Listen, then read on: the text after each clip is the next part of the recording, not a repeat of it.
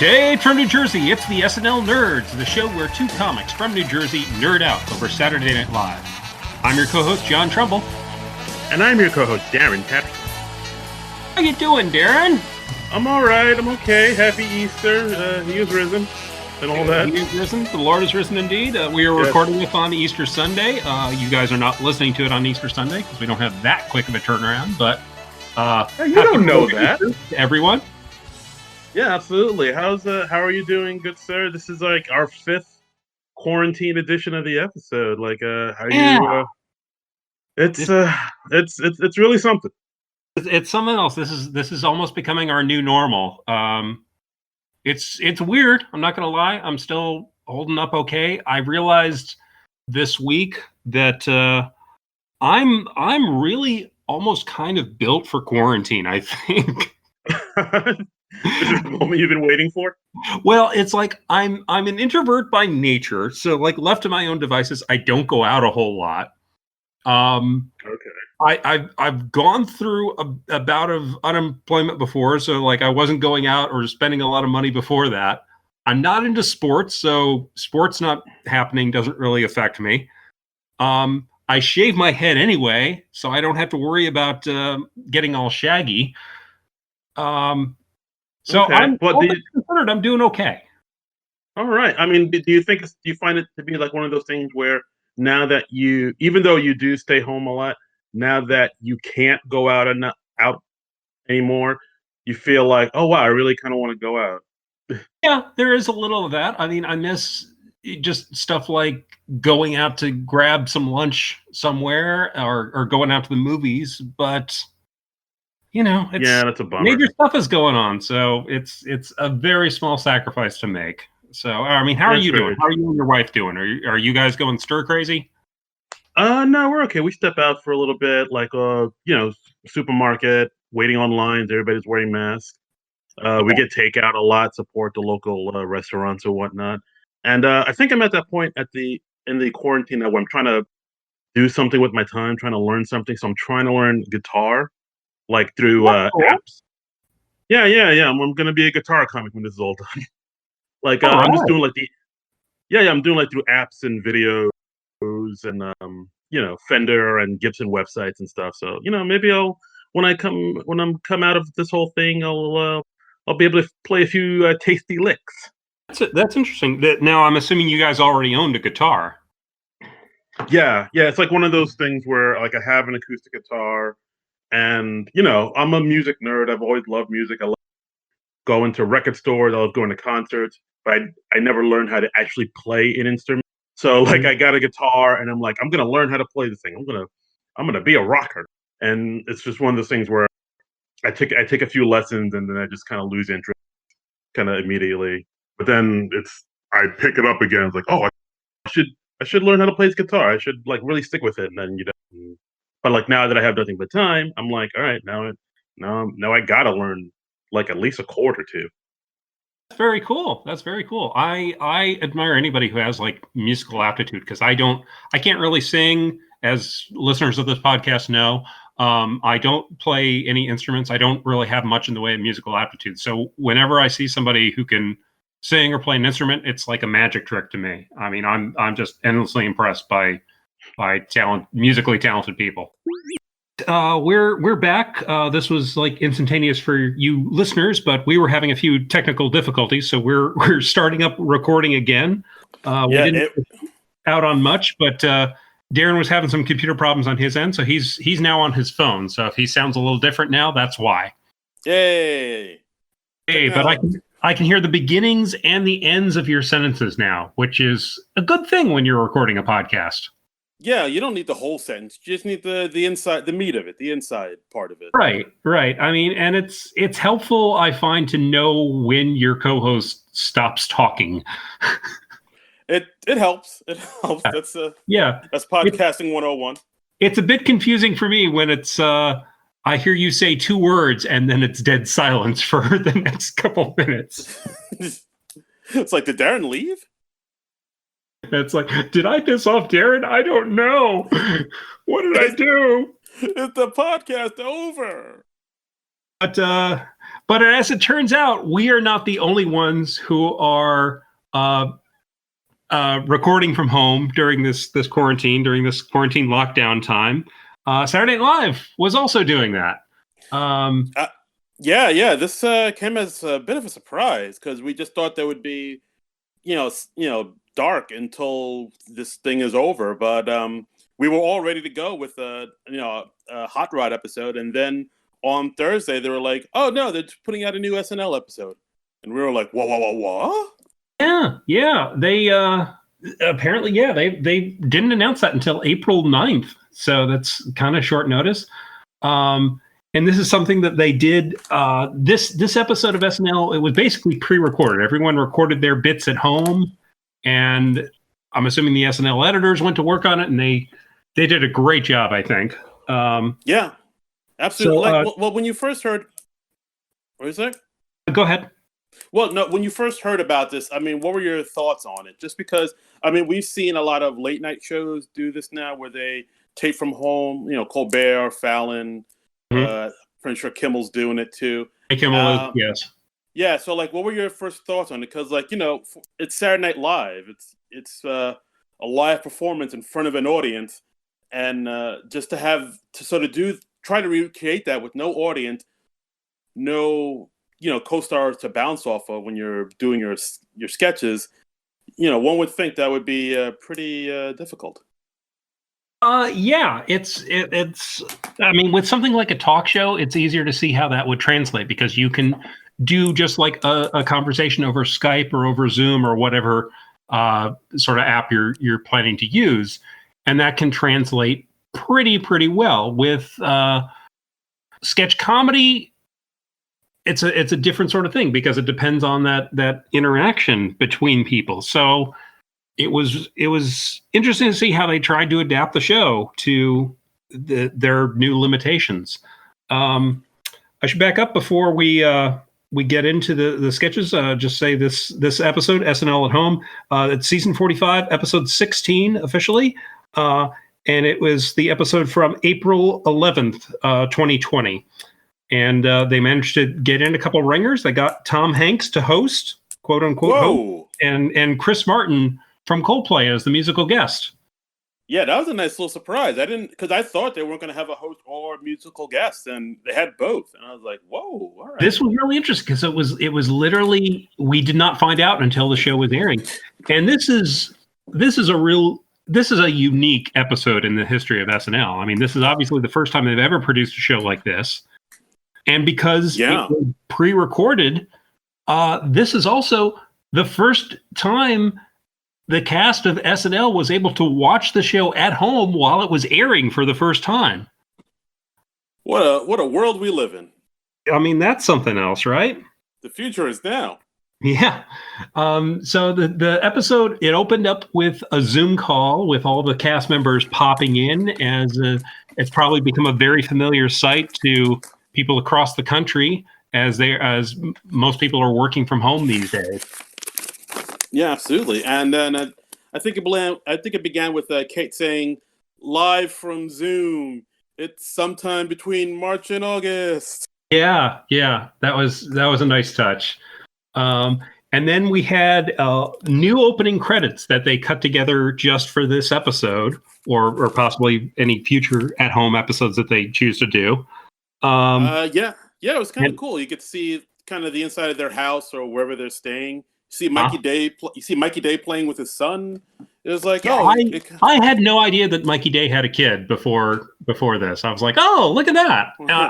I tend to think of SNL cast members as being young, generally like unattached people. I mean, some of them might be married or have a significant other or something like that, but you don't usually think of them having like a domestic life. And I was like, oh, well, that's neat. I had no idea Mikey Day had kids.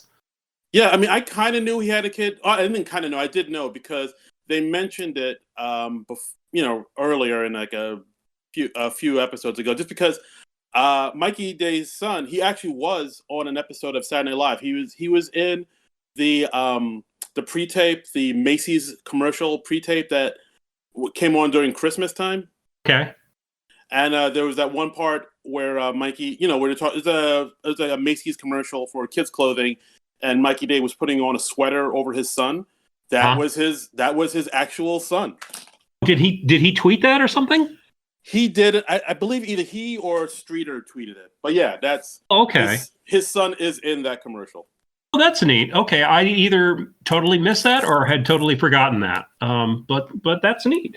So I mean, it's neat to see what all the cast members worked up for their intros, and I'm assuming everybody was just kind of left to their own devices. We see Beck Bennett falling into a pool at his place. Apparently, Beck is one of the people who like went out to California because not many people in New York City have pools. So no, not at all. And yeah, but it looked like a nice house he had.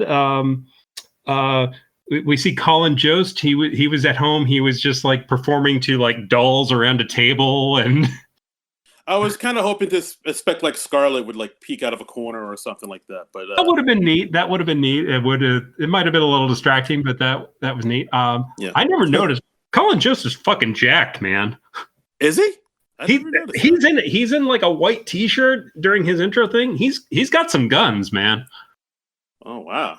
Colin Most. I had never noticed that before, but apparently I saw some thirst going on Twitter about it. Okay, all right, there you go. You know, and it was interesting to see like the different slants that people had. Like Kate McKinnon went just, you know, real de-glam. She's just like lounging at home in like a sweatshirt with her cats, which was cool. And like Cecily Strong went the other way, and she glammed up. Oh, she did. She did. She did some straight up thirst trap in there. And we see Keenan just being very domestic. We see him like taking out the garbage at his place.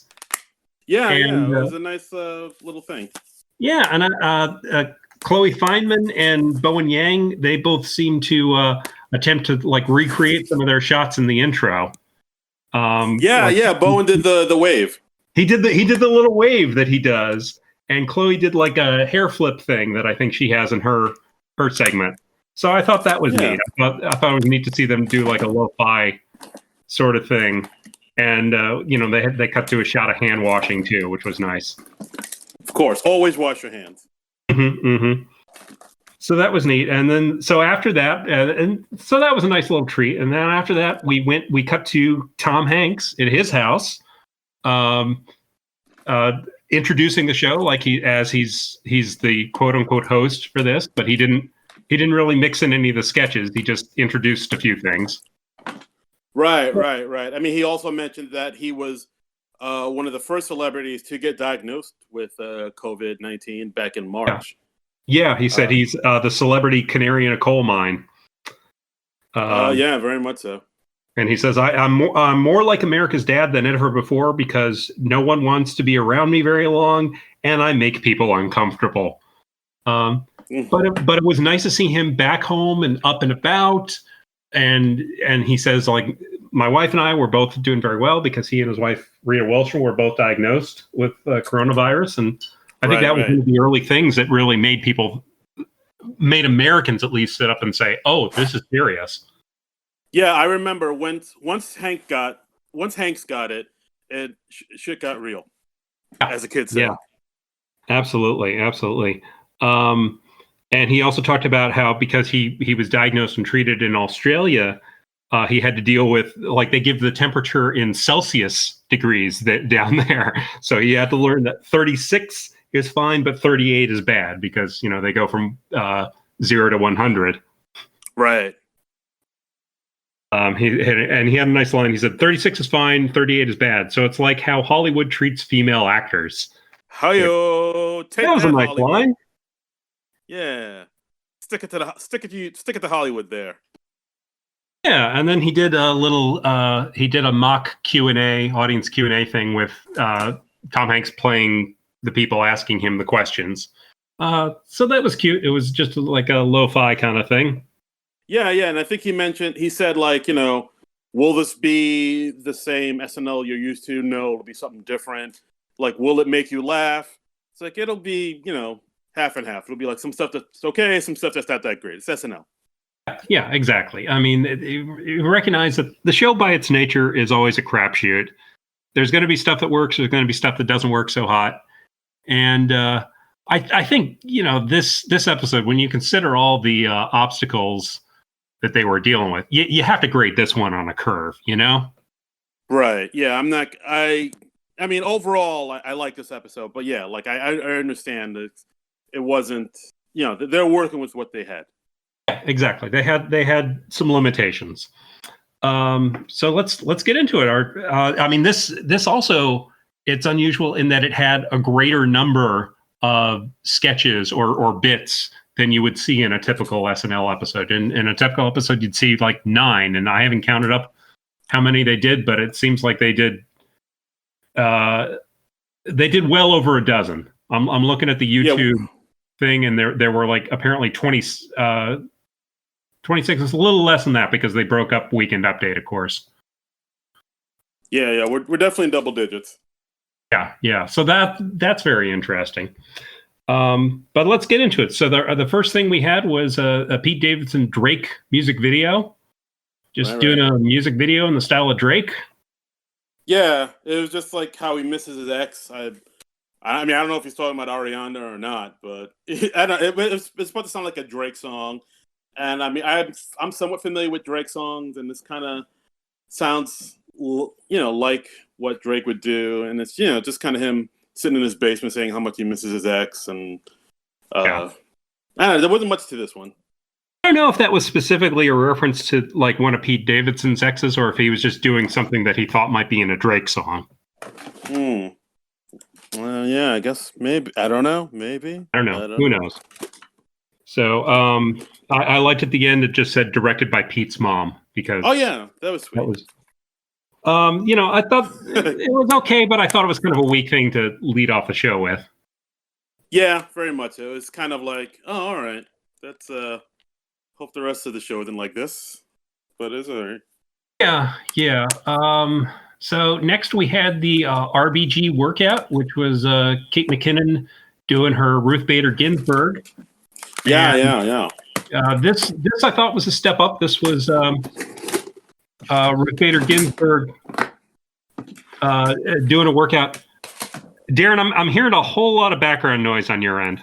Oh shoot! Sorry, I was. Yeah, if you're rifling through drawers or something. Yeah, I'm looking totally hearing all of that. Oh, sorry. Yeah, I was looking through my CDs. Sorry about that. Okay. Yeah, I'd put a pin on that. Okay, done and done. Because I mean, is your phone on speaker? I'm assuming. Is it? I don't know. Oh no, it's not. Okay. I didn't know if you were. Yeah, if you had it on speaker and you were speaking into that, or if you just did that. But whatever the background noise is, I can totally hear all that. Okay. All right. Yeah. All right. I'm not touching anything now. Okay. Sorry. Frank, you can edit that little passage out. Let me note where are we at the time? That's about 15 minutes in. Okay. So next we had the RBG workout, which is Kate McKinnon doing Ruth Bader Ginsburg doing at-home exercises. Right, and it's her kind of lifting things like Q-tips and batteries, heavy things to strengthen the core. Yeah, and she was wearing like a sweatshirt that said Diva, and she had like her sort of little doily collar thing. It's fun to see what they were doing without access to the makeup department. Yeah. I guess they were just kind of recreating the look as best they could with what they had. It was really interesting. It was like very DIY way of doing it. Mm-hmm. And we see Ruth Bader Ginsburg. She's lifting Q-tips as barbells, as dumbbells, and then she upgrades to like batteries, little like AA batteries later on. Right, and she was saying things like, while you're doing this, you're going to pee, and that's normal. Pee is normal. Right. And apparently Kate McKinnon does yoga in life because she had like a yoga ball and yoga mat there. Oh yeah, that's true. She just happened to have that at the ready. And she had some nice posters in the background, which I can only assume Kate McKinnon did herself. Oh yeah, that's true. She was talking about how Dr. Fauci needs to answer her DMs.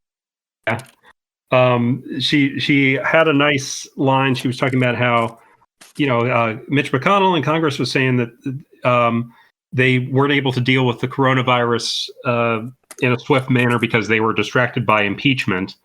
And said, "Are you Congress or Parliament? Because your timeline is funkadelic."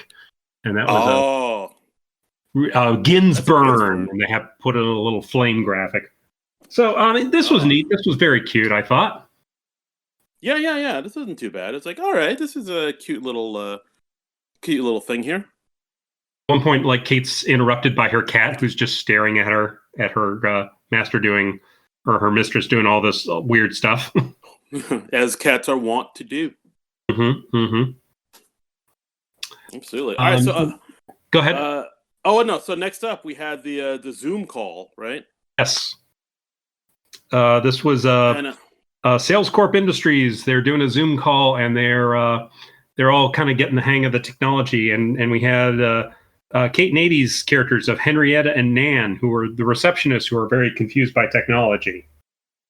Yeah, they actually did. This is like a recurring character because they actually played these characters before on the Idris Elba episode during the PowerPoint sketch. Right, I remember that. And they're characters who translate very well to this sketch idea. And I think this is something almost everybody can relate to because, like I said before, like most everybody's dealing with Zoom calls and stuff now. So pretty tough. Yeah, Zoom stock is going through the roof. Yeah, very much so. I had never heard of Zoom before this happened. Like 2 months ago, I had no idea what Zoom was. Dude, I swore I'd never heard of Zoom before this thing either. Like, I think it's a little bit too, I don't know. It's a bit too much of a coincidence, if you ask me. Okay. Well, we'll get into your conspiracy theories later. This is big Zoom going. It goes all the way to the top. The sketch we had, Henrietta and Nan being very confused by the technology. They're making mistakes like getting too close to the camera. Nan switches her avatar to just a picture of Wayne Brady. And Henrietta puts up a background, and it's just a poster from The Good Doctor, which is the only picture on her computer. Well, of course. And at one point, she takes the laptop into the bathroom with her, and looks like she's about to drop trow and drop a deuce. And then people are like, "Oh no, we can see you. We can see you. Don't do that." That actually happened to a woman in real life. She did that during a work conference Zoom call, and she took her laptop into the bathroom, and she actually did drop trow and start doing her business. No way, really? Yeah. That was like a viral video in the last couple weeks. Oh shit! I didn't. Whoa! Wow! That's a real thing. Inspired by life, my friend. Wow! All right. Just so guys, just don't poop while you're on the Zoom. No, don't do that. People can see you. That's right. Be very careful. Be clothed from the waist up at the very least, and don't do anything you wouldn't mind all your coworkers seeing you do. Yeah, I mean, unless you're cool with people letting people see you poop, then have at it. It's your body. If you're into that, I mean, we're not judging. No, if you like people looking at you defecate, then by all means, have at it. It's your birthday. Yeah, exactly. And so Nan and Henrietta they're very overwhelmed by this, and they start having breakdowns, and they talk about how they're not even good at staying at home. So yeah, I think Kate says like, "Oh, I'm from hell." Like, yeah. I mean, this was cute. I thought this was funny. Yeah, this was a cute sketch. I got a kick out of it. Yeah, and this was kind of turning their lack of physical interaction into an advantage. Yeah, I mean, that's another thing I was thinking about too, how weird it is as a actor to be acting kind of on a camera. Because, like, there's no audience for you to play off of. Mm-hmm. There's no, you can't tell if what you're doing is good or not. Kind of like now with stand-up, because like we're both stand-up comedians, and when we see a lot of people doing stand-up shows online now.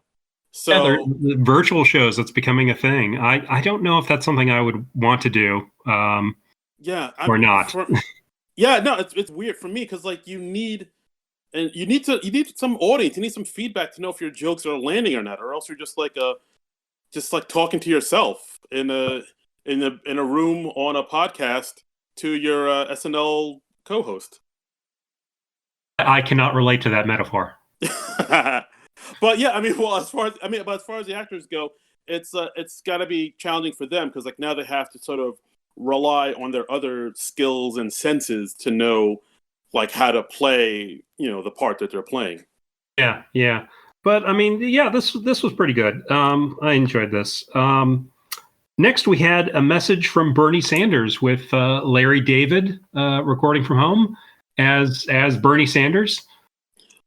Always the bridesmaids, never the Democratic nominee. Yes. And he talked about like since he's dropped out of the race, which just happened in the last week or so. Everyone's asking him, are you going to endorse Joe Biden? And he said, well, it's not so much if I endorse Joe Biden, it's how I endorse Joe Biden. I could do a full-throated yes or a eh. Right. So, but I think he says he's voting for Joe Biden as emphatically as Joe voted for the Iraq War. Yes. Which, that seems like a very Bernie Sanders-esque thing to say. I also like the quote. He said, now that he's out of the race, I finally have the time to relax and finish that heart attack from October. Oh, boy. Yeah, that was great. This was fun. Didn't go too long. It was time on it on YouTube is just 3 minutes 49 seconds, wow. Which was good. That was fun. Yeah, nice, quick, in, out, bang, bang, boom. Yep, and that was one of the big news stories of the last couple of weeks. So it was nice to see them address that. Yeah, I had a whole ton of my liberal friends were just super bummed out about that. It was a rough day. It was a rough wailing and gnashing of the teeth. Very much, yeah. It's boy. Yeah, let's think about better things. Let's think about happier things, happier times. SNL. So next we had Masterclass Quarantine Edition. Yes, and this is all Chloe Feynman. Mm-hmm. You've probably seen these online where people are doing master classes of certain things. I saw Aaron Sorkin giving like a master class of screenplay writing and right. And the way it works is like you pay a certain fee. I think it's somewhere over $100, and then you get access to this video where they talk about what they do and their methods of how they do what they do. Yeah, it's like it's probably taken off now that everybody's home and looking for stuff to do. But with this, it's Chloe Feynman doing a lot of her impressions. Like it's her as Timothy Chalamet doing the master class, and as Jojo Siwa and Carol Baskin from Tiger King. And these are all three personalities who I'm not familiar with at all. Really. Same. Yeah. I've heard of Timothy Chalamet. Jojo Siwa, I think, is just some sort of TikTok personality. Well, actually, Jojo, I looked it up. She's like a YouTube personality who was on Dance Mom. Okay. And so not a thing I would have been familiar with. Chloe Baskin, I figured out from context that she is from the Tiger King show. I haven't watched Tiger King.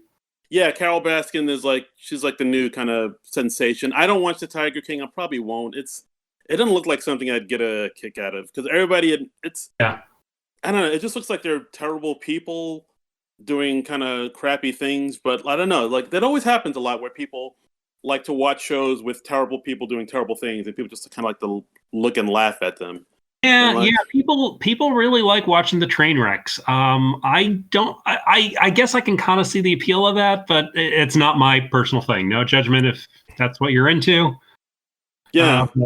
Yeah. So this one, it only worked so much for me just because I didn't have a whole lot of context for it. Yeah, it was good. Chloe Feynman, it was a good kind of showcase for her. This kind of seems like the thing that she was doing before SNL. Like this seems like the things she was doing on Instagram that got her the audition. So for her to like kind of go back to it, it just seemed very natural for her. Yeah. So but it's always nice to see Chloe have a showcase. And I like the line at the end where they just said, Masterclass Quarantine Edition, still just as expensive. So That was cute. Yeah, that was not bad. Next up, we had the musical guest. Good lord, Chris Martin from Coldplay. And he did an acoustic cover of Bob Dylan's song "Shelter from the Storm," which is a song from his album "Blood on the Tracks."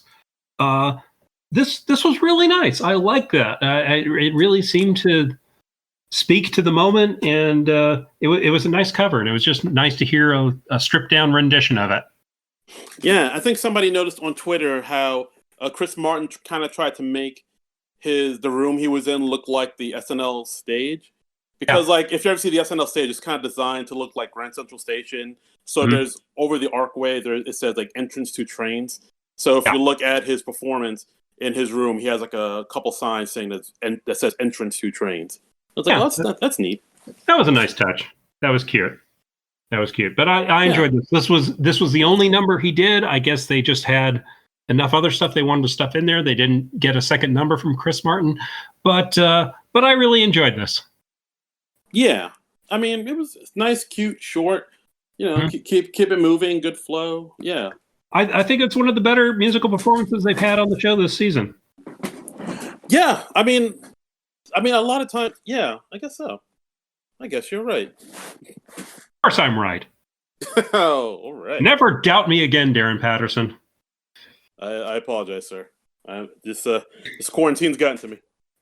Yeah. But next we had another mainstay of the show, Weekend Update with Colin Jost and Michael Che.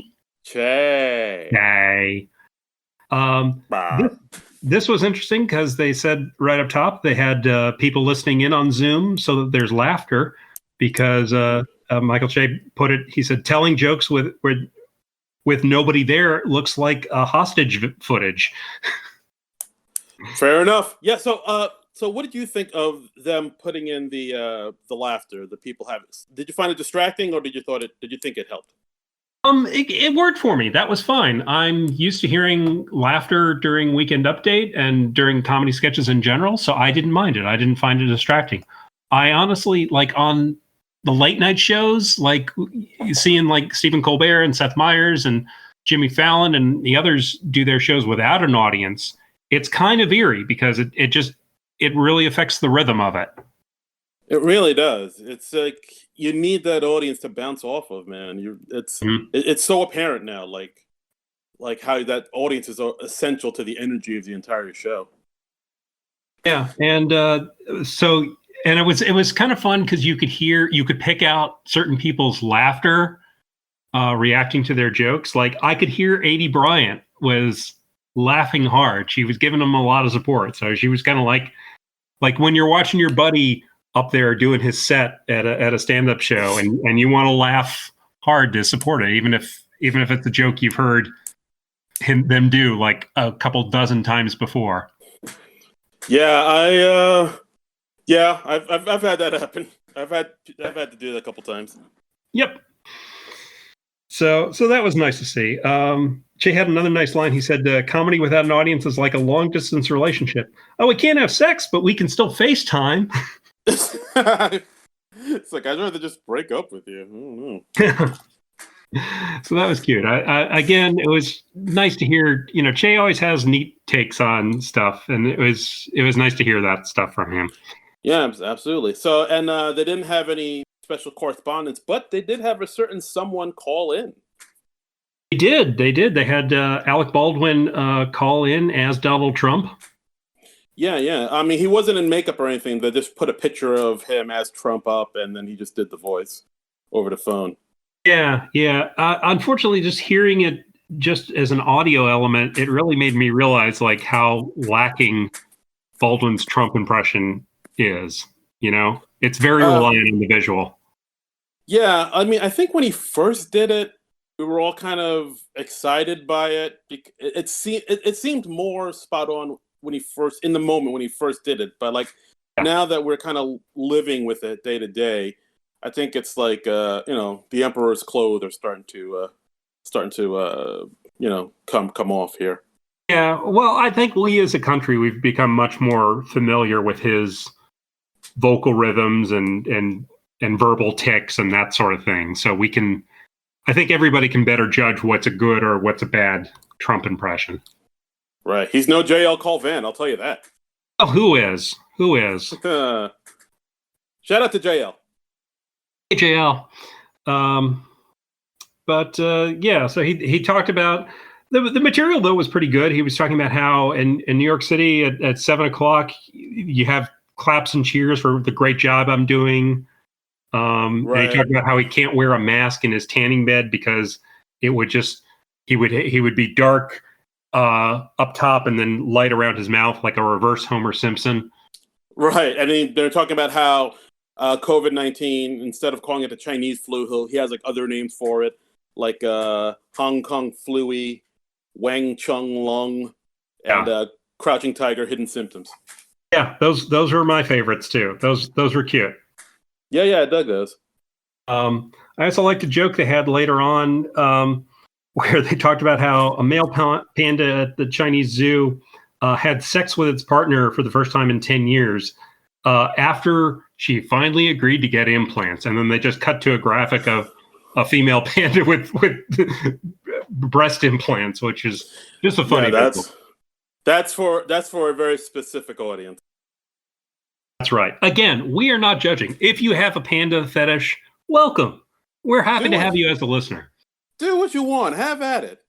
Have at it. As long as you and the panda are all consenting adults, you have a blast.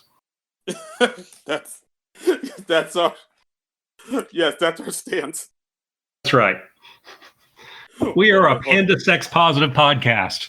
Panda sexual. We're not pansexual. What? No. And lastly, Che talked about how he unfortunately lost his grandmother this week to COVID-19, and he said my grandmother's favorite segment was when we would swap jokes, and she would really like it if we did this. Okay. So well, I think you cut out that. I think you cut out that last part.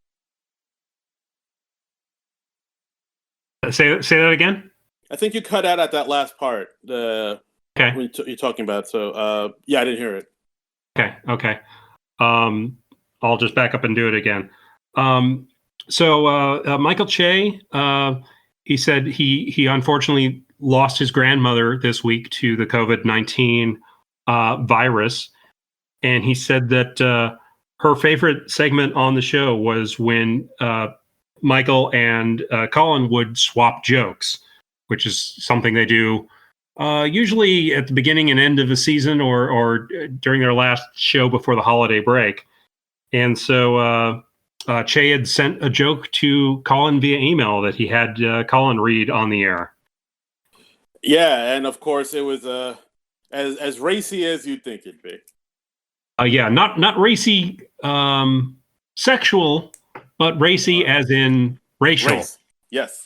Yeah. Race. Now, which one of us should read this? Should I read it so we have the discomfort of the white guy saying the racial joke, or should you do it? Yeah. Well, here's the thing. I don't have it in front of me right now, so maybe you should read it just because I don't have it. So I'll leave it up to you. Okay. So it was a joke about two university professors who were either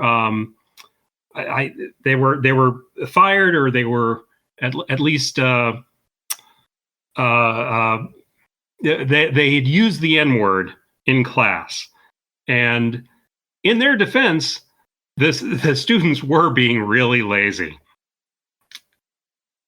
Oh. Wow. Yeah. Wow. John, I can't believe you said that. Oh, hey, wait, I do have it. I do have the joke. Oh, you're gotcha. See what you did there. But I got to say, Colin, he's a very good sport to always read this because he knows that Che is trying to screw him over, and Che is so good at this game. It's a good joke, and plus, like, you'd have to know, like, to get the whole joke, you'd have to know the word and know the definition of the word. It's like, oh, okay, I did there. Oh yeah, because the N-word sounds quite a bit like a word that uses another A, and I didn't even make that connection. But Really? yeah, that's an even cleverer joke than I gave it credit for. So yeah, that's a really good joke. See, there's levels to this, baby. There is. But the best bit was after Colin gets through that joke, Che just goes, "Yeah, my grandmother never saw the show. I just wanted to make you say that." That was hilarious, and you could tell. Like, I always like that genuine kind of love and just camaraderie the two have. It really shines through, and it really makes their segment more enjoyable. In this segment in particular, you really do see the rapport that those two have, and they do seem like pretty tight as friends. Yeah, and shout out to Mike for like doing this like less than a week after his grandma passed away. I mean, yeah.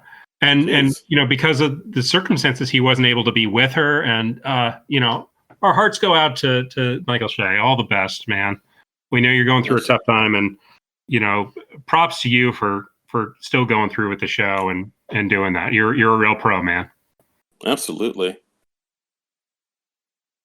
So next we had one of the recurring update characters in her own segment. We had Heidi Gardner doing Bailey at the movies with her character Bailey Gismert doing a YouTube show. Yeah, and this is actually pretty perfect because like this format is actually pretty much custom made for this character. Yeah. I mean, because she's playing a young person who's like in her teens somewhere, and she's reviewing some recent movies like The Hunt, Emma, and The Invisible Man. She's saying like how Emma stole a lot from Clueless, which I agree. Yes. But she's basically just saying that everything's very random. Awkward. Yeah. It got a little monotonous because the character said that everything was random or awkward, So that got a little. I know that character does that a lot, but I think the way because with an audience that plays a little bit differently, but without an audience, it kind of gets a little like, all right, you need to maybe find another way to approach this character just a little bit. But I still love Heidi. I think her character work is top notch. So like I dug it, but it was a little, I don't know. I think this lost a little something with not having the interaction with like Colin or Michael on Update. Because I think that's the straight man, because without it, it just seemed like, okay, well, it seems like I'm just watching a crappy YouTuber now. Agreed. I'm with you though on that. Yeah. And it was weird at the very end when she was wrapping up her segment. She was saying, "Oh, by the way, I saw the Louis C.K. special. It was really good. You can check it out." I was like, "Wait, what?" That was especially random. Yes. I was like, "Wait, what?" I was like, okay, well, why would Bailey be into Louis C.K.? And I don't know. I don't get what they were going for there. Yeah, that was odd. I don't know. Maybe because she likes Bad Boys and she was into The Invisible Man, or I don't know. Yeah, maybe. I don't know. So next we had an SNL animated short, Middle-Aged Mutant Ninja Turtles. Yeah, this was an interesting one. It's been a while. It's been a minute since I've seen an animated. Yeah, you dropped out a little there for me. Yeah, I was just saying. Yeah, it's been a while since I've seen an animated short on SNL. Yeah, it's kind of been almost since the TV Funhouse days when Robert Smigel would do stuff with J.J. Settlemeyer. But so this was welcome. It was just good for variety's sake. And the joke here was basically the former Teenage Mutant Ninja Turtles. They're now in their, I suppose, mid-40s, and they're very domesticated. One of the lyrics was, "They used to be so cool. Now they drive their spoiled kids to school." Yeah. All of them are now turtle power. Yeah, I mean, this was a really interesting sketch because like it looked like maybe something that was left over from the 90s. It looked like an old sketch that they just revived. But I mean, as we found out, like no, the sketch was pretty new, and like all the animation was done within a couple days. Yeah, Stephen Castillo, who was one of the writers, he said it was written by me, Dan Bula, Kyle Mooney, directed by Hannah Levy and Ariana Robles.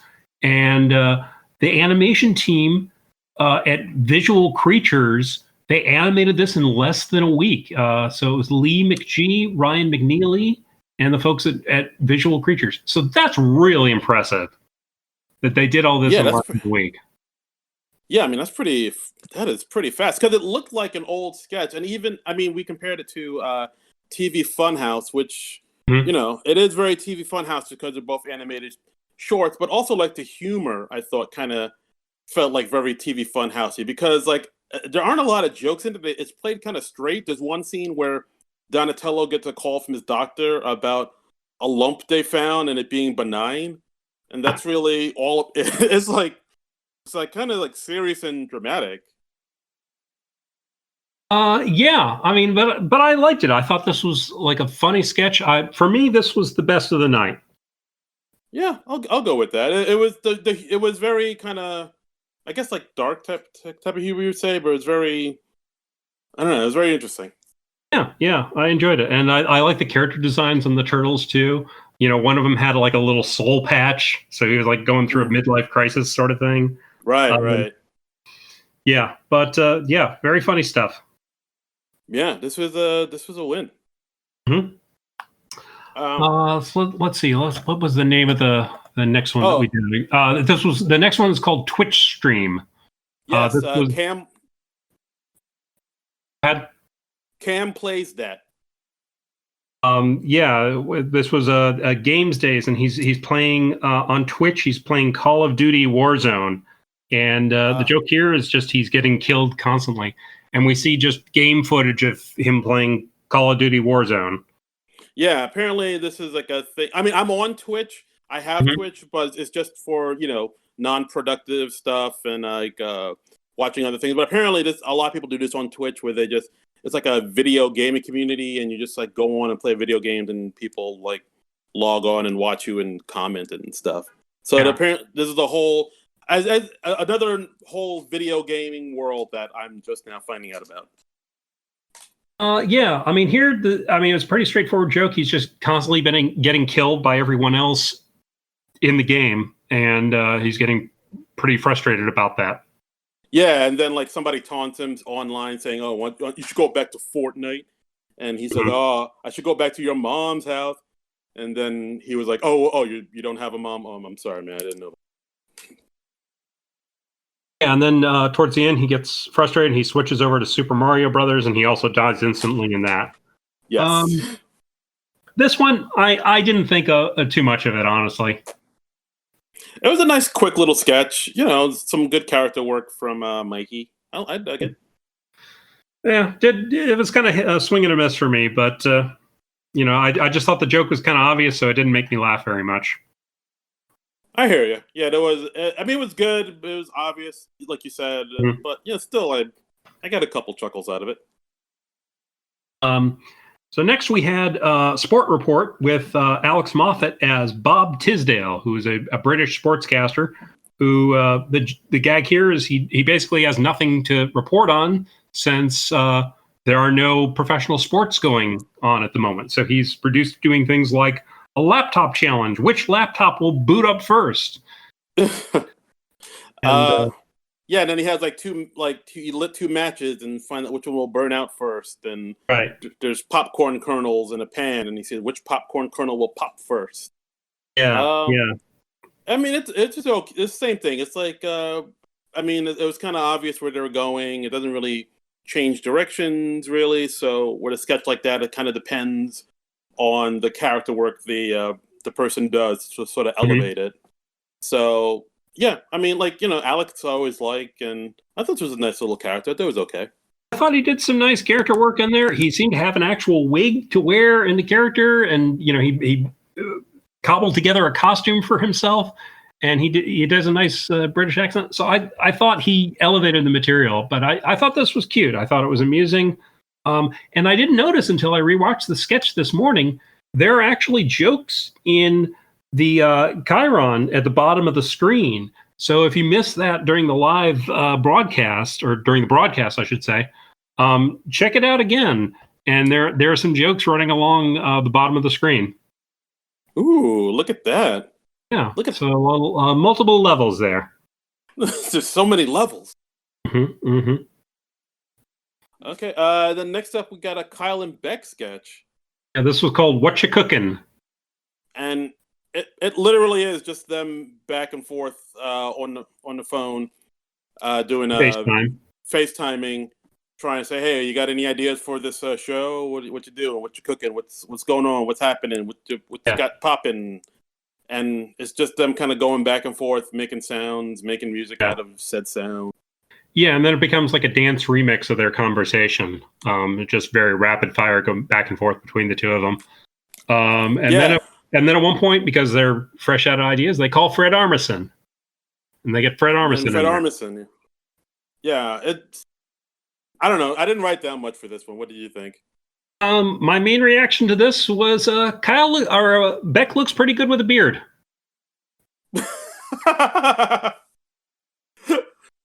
Same. Like, that's very becoming on you, Beck. You should hang on to the beard. Might make it a little tough for the sketch comedy show, but I think it's very flattering on you. Yeah, he's like a puffy Tony Stark. Yes, he is like a puffy Tony Stark. What? Am I wrong? I just like that. It's like half complimentary, half insulting.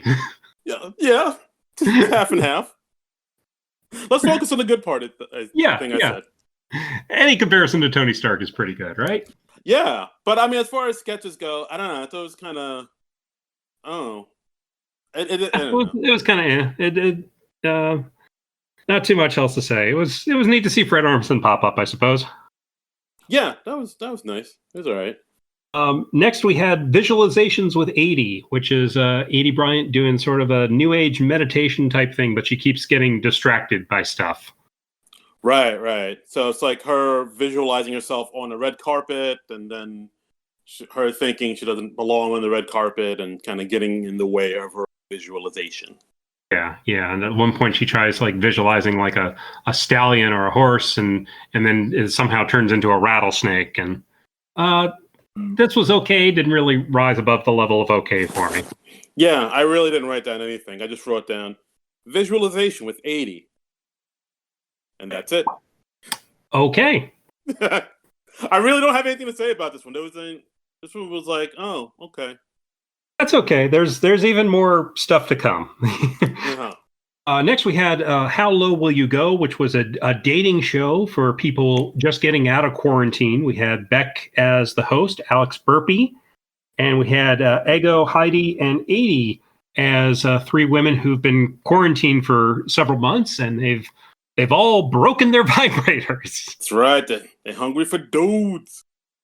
So they're a little desperate there, and they're all just, whatever guy comes up, they're all just like, okay, that's good. Yeah. Okay. We gonna smash? Yeah. It was basically like, I had Mikey Day come in and say, hey, my name's Tip. I live in my car right now. And they're like, yeah, that's fine. Yeah. He's unemployed. He's like an indoor guy with no friends. And they're like, okay, that's good. We had Pete Davison come on as Dern. He says, I wanted to be productive in lockdown, so I watched every episode of Family Guy.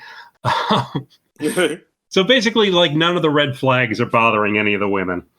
He's like, right. Where do you live? The end of Brooklyn. Okay, I can be there in about 45 minutes by sprint. The end of Brooklyn. I don't even know what that means. And lastly, we had Keenan as Townsend, who's wearing like a sheet or a comforter as a cape, and he writes non-erotic fiction. Yeah. And this is the first time we've seen Keenan tonight. Outside of the intro, yes, yeah. And then, like, I think Heidi said he was fine, and then she also said, "Oh, by the way, I'm looking for like something serious, a commitment." And then Keenan was like, "Oh no, I can't do that. Townsend likes to play." Yeah, she says, my brother got engaged over quarantine, and it lit a fire under me. So this was cute. I enjoyed this. I liked the premise of it, and it was well performed by all the ladies and the guys. Yeah, and hey, John, once this quarantine's over, it's just, I mean, dude, you're in business, my friend. Yeah. I've that's a thought. Line up, ladies. Thought, I suppose. Yes. Line up, ladies. Their standards will have fallen far enough that. Okay, moving on. We had a solo bit with Ego doing makeup with Crayola markers. This was Quarantine QT is what this is called on YouTube. Yeah, I didn't write that much anything for this. It was like literally her just kind of using magic markers as makeup, and at the end of it, her face kind of looked like a Bozo the Clown type of thing. Yeah, she did her eyebrows. She did some blush with the red marker, and she did lipstick with like a purple marker. It was really something. I could have taken or left this, but it was only it was under 2 minutes, so whatever. Yeah. Speaking under 2 minutes, we also had Pete Davidson doing another rap video. Another rap video, presumably shot by his mom. Just Pete going around his Staten Island neighborhood, rapping about how he's got $2,000, and it looks like a lot in the video, but it's not really a lot of money.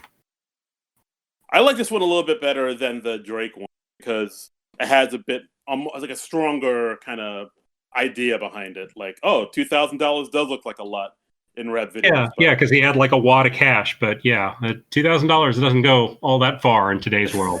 No, I got $2,000. I mean, I wouldn't say no to $2,000. I would not either. Yeah, I got $2,000. But yeah, this was cute, and I like you. I like this a little better than the Drake video. Absolutely. Yeah. And and then we wrapped up on a serious note, a very somber note, actually. We had like a tribute to Hal Willner. Hal Willner, who was he worked in the music department at SNL. Kate started out; she kind of talked about who Hal was and what he did on the show. When they have a sketch that's more cinematic, and they had like a score that goes under it, like when Kate did a Casablanca sketch with J.K. Simmons a few years ago, or the recent Sound of Music parody that Cecily did with John Mulaney a few weeks ago. They need a score to really make it seem like the movie, and that is what Hal Willner did.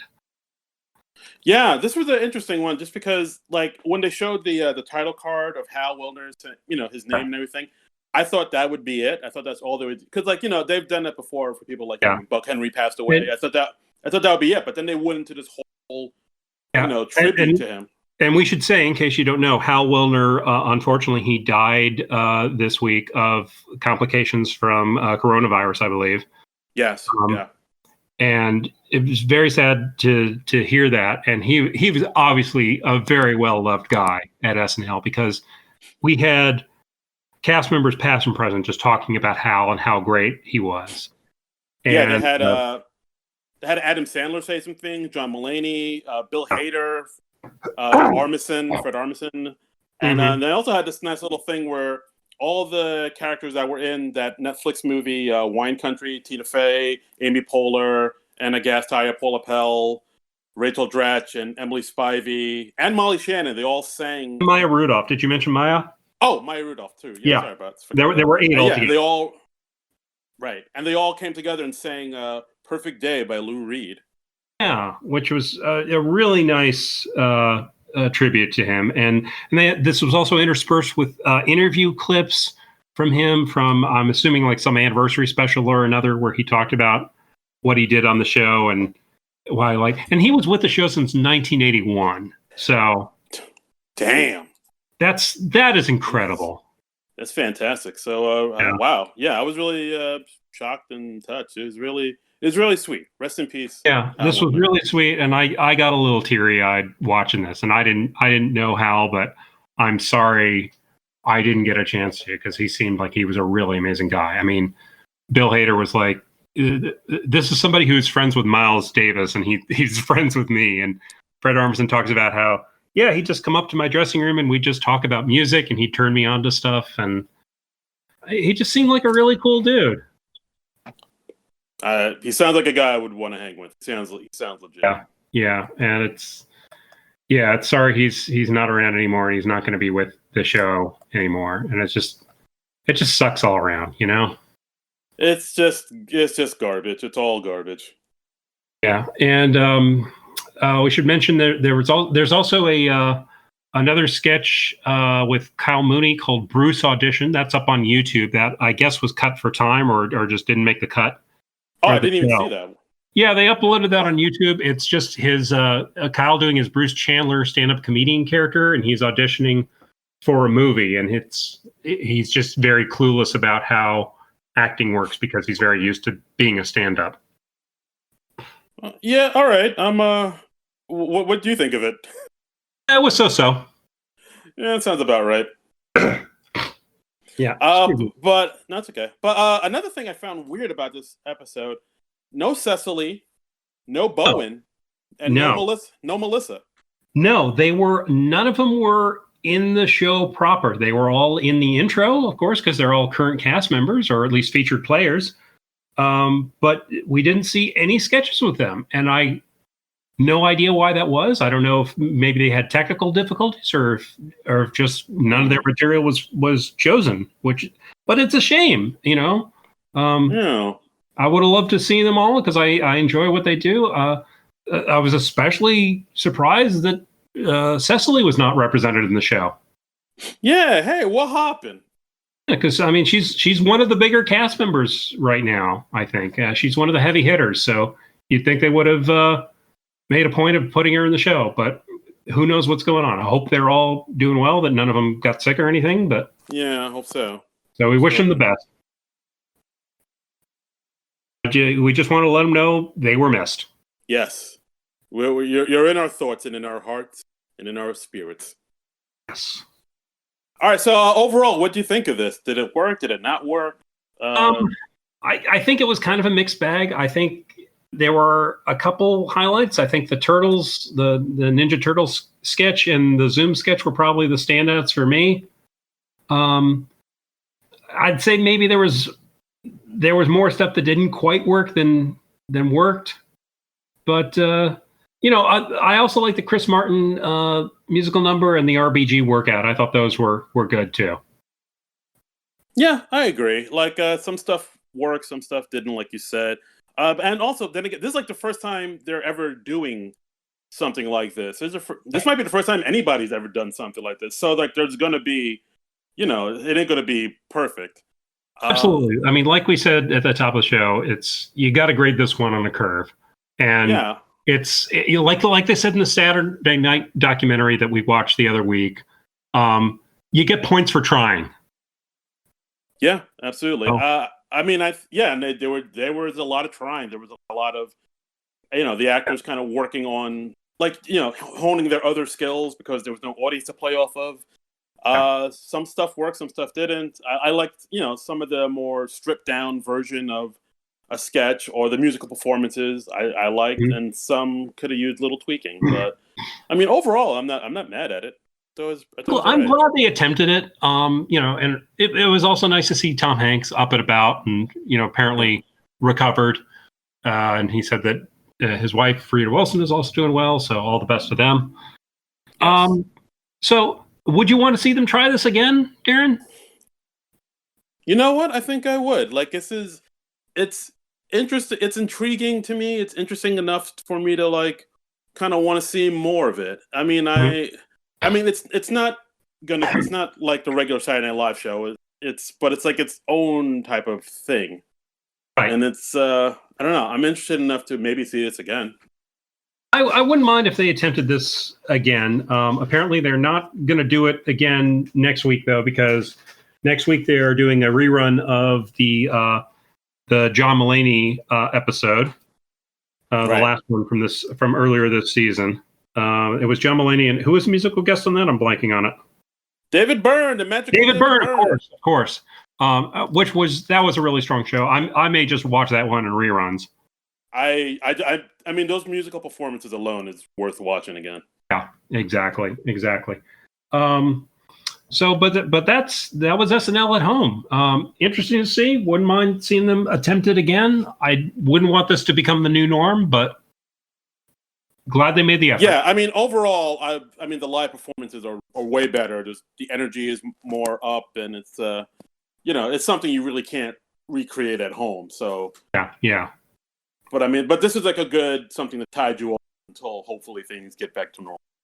And it's an interesting novelty, if nothing else. I mean, this is a unique episode in the 45-year history of SNL, and that's. I mean, how many times do you get to say that? Yeah, unique New York. No, you need unique New York. Unique New York. New York. So let's see what else we got. A few Twitter comments that we got. We told everybody that we were recording this episode. We asked for questions, comments, and we got a few. Let me just click on that. We got some interesting feedback. Steve Harold at Joint Partners says, I give it a B for effort. Didn't find much actually funny. Was most interested in Weekend Update, but they really should have dropped whoever they had listening in to laugh. Sounded horrible and was distracting. I get why they did it, but they should drop that if they do this again. Yeah, I can see why you feel that way. I personally didn't mind that, Steve. The laughter worked for me. I think hearing laughter sounds more natural to me than not hearing laughter. So. Yeah, I mean, there's laughter when they do it live. I mean, how is that any more or less distracting than this stay-at-home version they did? Yeah. Let's see. Our friend Ruby the Rube said, I liked the middle-aged Teenage Mutant Ninja Turtles short the best. Something about depressed, pudgy turtles speaks to me. Ever since TV Funhouse stopped, animation on SNL is a bit of a rarity. And then Ruby asked, that had to have been something they'd saved for a while, right? Animation that crisp can't possibly be done in less than a week. And initially I was agreeing with Ruby, but no, apparently they did turn it around in less than a week, that is just very impressive technically. Yeah, like I said before, I could have sworn they just had this lying around for days. Yeah, weeks. That would have been my guess too. But let's see. JP Peltzman says, to paraphrase what I tweeted, decent given the awful circumstances and everyone's heart was in the right place. But it underscored the biggest problem of the past 2-3 years. It's already a show of individual performances as opposed to a cohesive ensemble. 17 players, 17 taxis. Interesting. Wow. I mean, that's kind of a harsh assessment, but I think there's a little something to that. A little bit. And on this show, let me see. People have to be like individual ensembles because you can't really interact with somebody else because you can't be in the same room as somebody else during this whole pandemic thing. But I mean, I don't know about the whole 17 players, 17 taxi thing because Kate and Adie work together all the time. Cecily works with them all the time. Yeah. Mikey and Alex work together all the time. Kyle and Beck work together all the time. They have like their own little cliques. They're little pairings, but yeah, I think maybe the cast as a whole doesn't. I mean, like to say, how often do you pair up, say, Cecily and Kyle? You know, so there are certain combos you see a lot, but you don't. I think it's just tougher to have the cast coalesce as one when you have this big of a cast. If you had a cast of like 8 to a dozen people, it would be easier, I think. So everybody kind of sits at their own lunch type of thing. Yeah, maybe. All right, fair enough. Let's see. Should I read another, or do you have it up? I have it up. SC Fleming said, I dipped into the Easter candy and I was hiding some from the kid and watched it live. I was tired and wired in sugar and thought, are there people who have hardly been on tonight like Bowen and Cecily? Thank God SNL Nerd Show will have the answer. I hope. We don't really have any inside information there as to why precisely those folks weren't there. It could have just been because, well, the show's a crapshoot by its nature. So maybe they just didn't happen to write or produce anything that was judged right for the program. So, yeah, very possible. It sucks though, but yeah. I mean, I certainly missed them. I would have loved to see Bowen and Cecily and Melissa Villasenor on the show. Yeah, and I hope if they do this again, that they have something on the show. Absolutely. Let's see. My friend Jeff Knapp, he said, I thought it was fine. I thought Update was the weakest sketch, which struck me as funny since it's a segment which can pretty much be managed remotely pretty easily. And I figured cast distribution was mostly spread out over who wrote the material. That could be. Yeah, really? I didn't think Weekend Update was... I thought it was pretty strong, actually. That's so weird that he has that take on it. I thought Weekend Update was okay. It was interesting to see, like, Colin's very expensive looking living room. I was like, wherever Colin is living is very nice. I think a lot of people were doing that, where they were like watching the show just to see how the cast is living, basically. Where they're like, oh, you got an LA home? All right. I definitely noticed it's like the people who've been with the show a little longer, they definitely seem to have nicer apartments or homes. And then the newer cast members, they seem to still be in like cramped New York apartments. Yeah. You see their roommate on the couch.